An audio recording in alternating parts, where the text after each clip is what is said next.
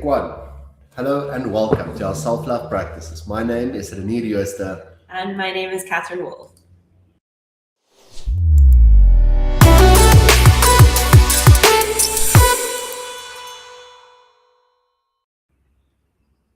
We've had a whole month of June talking about self-love. So it would be quite fitting at the end of this month to talk about what does all this talk about self-love give you? I guess let me jump into what this does give you when you do not do this. Yes. Because all this talk is just talk, right? It's just talk. So it's this feeling on the inside of fear, of stress, of worry, of guilt, of shame that gets to show up based on our own judgments of ourselves and our fear of judgments from the world outside. So what self-love gives us when we do it is something totally different from when we don't do it. When we don't do it, we get to experience this life in a sense that life is happening to me. And the other end would be a sense of life is happening for me. So the anger, the fear, the guilt, the shame, all reside in the place of not being loving to ourselves. And when we are not loving to ourselves, we're not loving to the people around us, to our environment around us, and we don't create. In that space, we really destroy from a place of fear. So let's look at the other side of that, which is the actual practice of self-love, which is something that you do every single moment, or you don't. And we've looked at the or you don't. So when you do, what are the attributes of love? I guess it's a decision that we make that says, this is not good enough for me. The anger, the stress, the fear, the guilt, the shame, that's not good enough for me anymore. So something else is. And if we look at the something else, the other end, the other part is being present and being at peace within myself. Like, yes, outside of me, things will not be at peace, but inside of me, the knowingness based on my decision that I'm okay and everything is okay.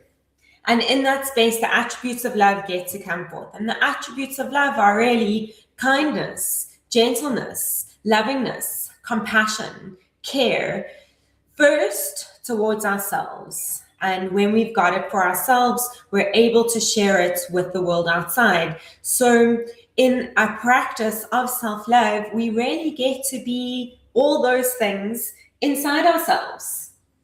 The practice is really, it's simple, but it's not easy. So the simple part means that I just get to make a point of decision every single time when the anger or the fear or the upset gets to show up. I get to make a point of decision, and from there, I choose peace. If I choose the anger or the fear or the guilt or the shame, I'm going to be not loving to myself, because the outside is going to be the outside whether I am there or not. Yeah, your self-love practice is the point at which you take responsibility for that.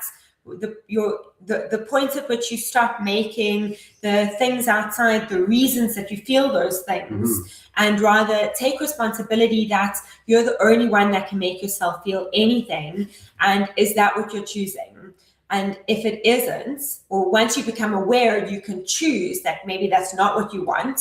And then you can choose to practice self-love and apply the attributes of love to yourself, which is really the self-love practice. Yeah, super important, as you've just said, was that point of acknowledgement, like acknowledging that this fear that I'm experiencing in this moment is not good for me. And there is an opposite end. Mm-hmm.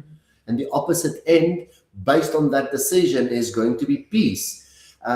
And as we get to make that decision in that moment, for that instant, we get to be okay on the inside. And this is something that we have to repeat so many times, 100 times, 1,000 times, 1,000,000 times. It does not matter. The only thing that matters is that I choose to be loving to myself. And when you're not loving to yourself, I'm happy to remind you, my love. You see, that's the other part, is we tend to forget. And when we forget, if we have someone next to us that can be like, hey, are you loving to yourself right now? The only thing, if I'm honest with myself, that would come out of me would be like, no, that was not loving. And then I could be like, okay, I was not loving to myself, so I am sorry to me. I can forgive that moment of madness. And then once I'm done with that, I can be sorry to you, because you got to experience, someone very close to me that I love a lot got to experience that not loving side. And the reminder thereof just brings me back to be like, this is what I'm doing. And that's why the support is so important, because we have egos. We all have egos. And that ego does not want us to practice self-love, because when we do practice self-love, the ego is not there. So it's really important to surround yourself with the right support. And we are really lucky that we have each other.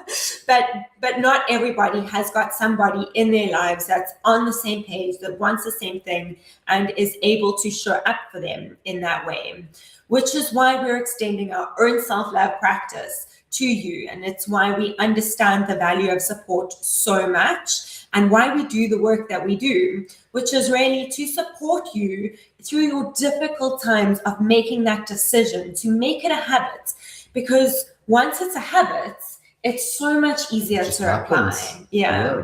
So if you'd like some more information on this, you can just hashtag self-love, and we will connect with you, and we will share with you a little bit more about our self-love practice and what it can do to support you through not being self-loving to practicing self-love, from talking about self-love to actually experiencing it. Because you can only really understand what we're talking about when you apply it in the difficult times. And that's what we really want to support you with. Amen. Yeah. So we look forward to hearing from you guys soon. We always love sharing these lives, and it's been an amazing month of what is self-love awareness. Bye for now.